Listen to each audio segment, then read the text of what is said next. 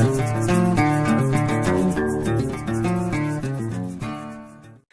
guys, welcome to my homestead education. I wanted to show you, before we get going any further, look at that. Is that not absolutely gorgeous? All that fog just rolling through the valley. It's absolutely beautiful. Comes all the way down. It just follows this valley floor all the way through. You know, been a while since I've been on here. I got some other clips I'm going to put in with this one. We got us a new puppy. He's absolutely gorgeous. It's a great white Pyrenees. Kildare is his name. And he's about to start getting put in with the sheep with some electric fencing. And when the grass comes in thick enough, we're going to actually be able to move him around on different parts of this property with electric fencing. We'll start showing some of that. Oh, what do you do? It's towels on the counter. He's getting you, huh?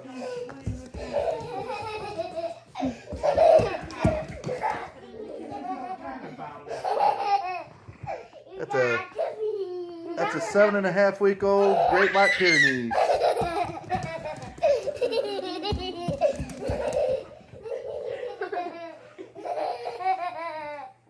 Get down there.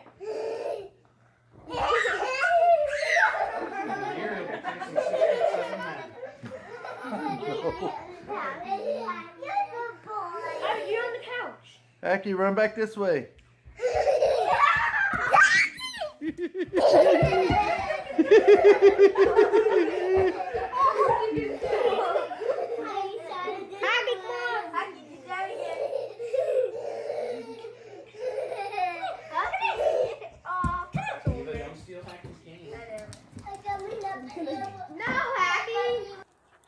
And you know, one of the things I was looking at this morning as I was outside, over here you can see the sun. Somewhere in this area, the sun will be coming up. And let's see, this is April, so 4 months ago, the sun was coming up over here versus over here. And in another couple of months, it'll be coming up somewhere over in this area. And you know, when it comes up here in the winter, it comes up, doesn't get too high, and then it sets right back over in here somewhere. And in the summertime, it comes up here and goes straight up over the house and sets way back over yonder. And it's just amazing the difference in the position of the sun when you're this far north. Growing up in Texas, you know, you noticed a little bit of a change in your daylight in the dead of winter versus the middle of summer, but it wasn't significant. You know, it wasn't a major life-changing and changing how you spend your days. Here it really can. You know, dead of winter, it's 8.5 hours or so, maybe, of daylight. A little bit before, I think the sun comes up around 7:45 and it's setting by 4:15 on the shortest day of the year. And here in about 2 months, yeah, in about 2 months, it'll be daylight out at 3:15, 3:30, somewhere in there. And you'll still have light outside to where you can see down the hill at 9:45, 10 o'clock at night. It's really cool. Love the summers here. But anyhow, we've got some video clips of some garlic we planted, elephant garlic, the really, really big stuff. And we're hoping that comes in real well this year.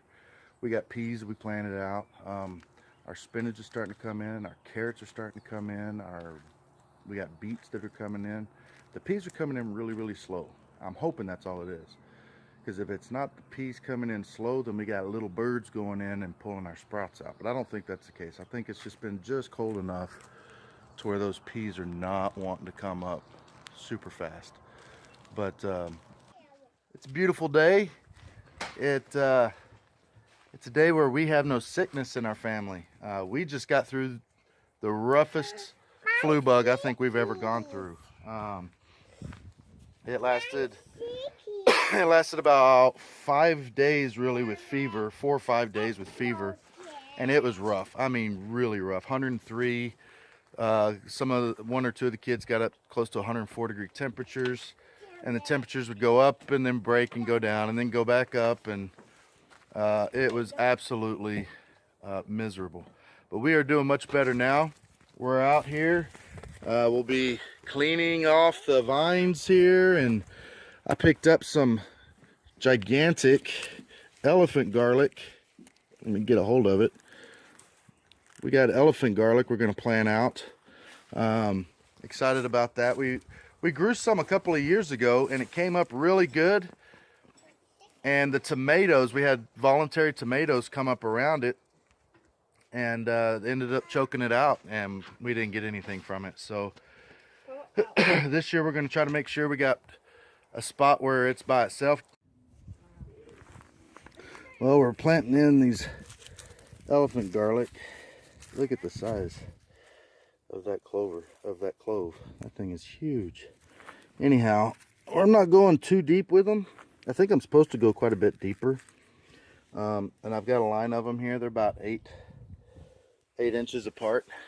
Then I'm going to come back. I've got a bunch of old peat moss that's been kind of soaking for, I don't know, better part of 2 years. But we're going to come in, we're going to cover this whole row of elephant garlic with several inches of peat moss. So that ought to give it plenty of, probably 3 inches, maybe a little bit more. And it ought to be enough cover and to hold in moisture and give it plenty of room to grow. So we'll see how they do. I'm really looking forward to it. I love garlic, and of course nobody likes dealing with the little bitty cloves, you know, peeling it and doing all that. The bigger the clove, the better, in my opinion. So anyhow, a lot of weeding to do. I can't get over how fast the weeds come up in here. They really like it in this soil. I mean, it's good soil. What can I say? Been above freezing. We've had a real busy couple of weeks. Last week we had the holy days, the holy feast days, the holidays, however you want to call it, of Pesach or Passover. We had 3 families over, and we stayed up all night, and we ate a lamb, our weather. You're eating eggs? That's our Pesach lamb. Yeah, nice. Eggs with whipped yolk. Oh. There's another name for them, but I can't remember. Started raining on us. Got this nice big tarp. Glad to have that. Just cut down a green, what is that? Like an alder or something. And use that as the, used it. Should taste good. We butchered him and cooked him and ate him. We had some amazing food. So we had a wonderful Passover, a great time, and stayed up all night long. Had some. We made some Passover pizza for the kiddos, and the adults ended up loving it as well. Unleavened dough with, you know, your sauce and your cheese with bitter herbs and lamb that we ground up. Wonderful, tasted great. One of my favorite pizzas, it really was. Got a lot of trees we got to cut down. Got these 2, there's actually 3 right here. These 3 trees here have to come down. There's 3 right here. This small one in the middle that you see, we had another one standing right to the right of it. And we got a really hard windstorm this weekend. I forget what day it was. But it blew the tree and knocked the fencing down. It's somewhat repaired temporarily. We got to go in and redo it. But we're going to be cutting these trees down, and I'm getting excited. We got a guy coming in with an excavator. Going to straighten up stuff on the road, fix a bunch of stuff. He's going to widen this up here. And one of the things I've learned I've learned over time that what I have in my mind and what I plan on doing in the next 3 months sometimes can take a couple of years. If I had nothing but just my project to do full time for you know, 3 months and no other worries, yeah, I could probably get it done in 3 months. But we're gonna see. I got some friends that want to come over and help, but we are planning on, as I'm walking back up my stairs, we're planning on coming in here. Now the big section of this driveway is going to get cut back into here, and we're going to extend this going back, and this is a little drive that would allow us to drive up in here, and we're going to get all this leveled out. We're going to have several large what's the word I'm looking for? Several large terraces cut out over here, and we'll have to show you that after it gets done. I think the guys are supposed to come out next week and start if the weather holds up. But one thing the guy with the excavator is going to do, he's a good friend of mine. We're talking about taking right here into this hill, and it's hard to tell on a camera, but from here to here, it just goes straight up and then into this hill. And we're going to cut into the hill that way, probably 12 to 14 feet, and then this way close to 20 feet. And we're going to take the rock out of it, build a rock wall around the inside of it, higher than the ground level. That's the plan. We're going to take a bunch of these dead trees and get some nice, probably 8, maybe 9 foot logs. Get several of those and stand them up, peel them, build a nice little foundations for them, and then get 18 foot logs to go along the top. And we're going to build a outdoor kitchen with a live roof. We're going to put the dirt back on top, and we want that for canning and preserving and being able to go outside and do some grilling on an open fire. You know, the gas grill, it's okay, you know, it's good for quickly starting a fire, throw some meat on, get it cooked, but it doesn't compare to the flavor of cooking with wood or charcoal.